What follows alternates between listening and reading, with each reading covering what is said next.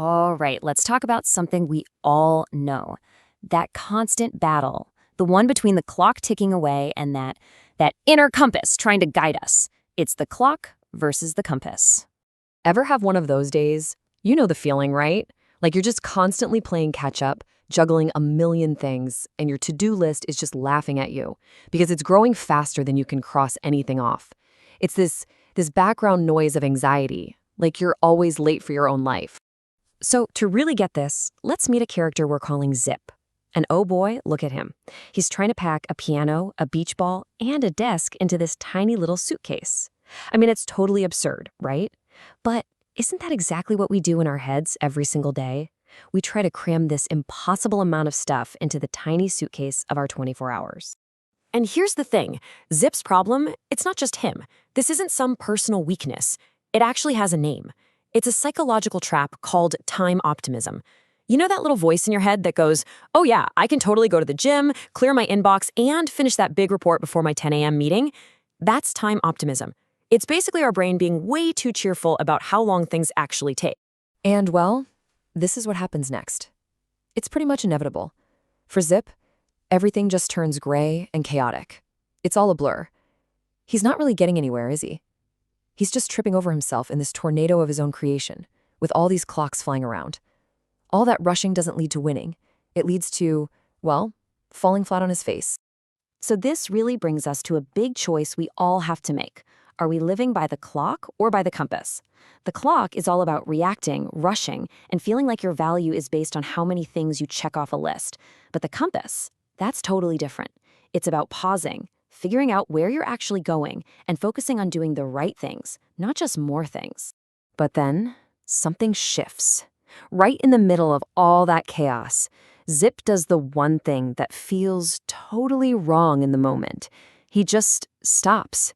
He stops running.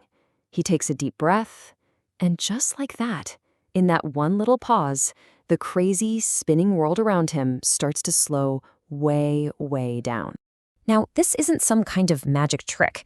It's actually a really powerful psychological tool called emotional regulation. That simple act, just pausing, taking a breath, it's like you're telling your nervous system, hey, stand down, we're okay. And once your body gets that message and calms down, your mind clears up. Suddenly, you can actually focus and make a smart decision. Let's really let this sink in for a second. Rushing blinds you, slowing down guides you. It's so true, isn't it? When you're rushing, it's like you have blinders on. All you see is the pressure right in front of your face. You miss everything else. But when you slow down, you can finally look around, see the whole picture, and find your way. You're being guided, not just pushed by panic. So what Zip did, we can actually break it down into 4 simple steps that anyone can use. Number 1, pause. Just stop the madness. 2, regulate. Take that deep breath to calm your system. 3, intend. Ask yourself, what's actually important right now?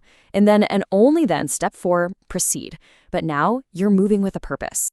And just look what happens. He leaves all that other junk behind. The piano, the desk, the beach ball, forget it. Instead of trying to do everything, he finds and picks up just one single golden object. That's his real priority. He's traded the stress of doing more for the power of doing what's most important. And now, with that one important thing in hand, the path ahead just lights up. It's clear. He's not frantically running anymore. He's just walking, calmly. And here's the best part, the real kicker. By slowing down, he actually arrives on time. But he's not just on time. He's also smiling. He's ready. He's not a frazzled mess. What a difference, right?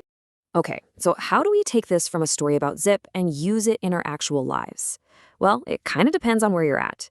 For kids, it's as simple as saying, hey, it's okay to just do one thing at a time.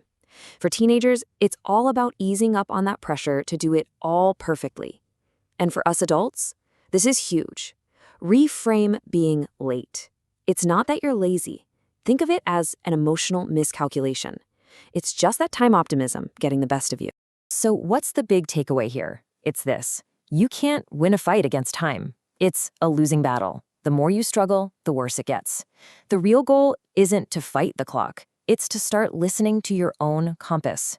It's about trusting yourself to move at a pace that's intentional, that you can actually sustain, a pace that's right for you. So I'll just leave you with this one last question to think about. If you were to just pause right now, take a deep breath and tune out all that ticking and rushing, what's your one golden object? What is your compass actually pointing to today?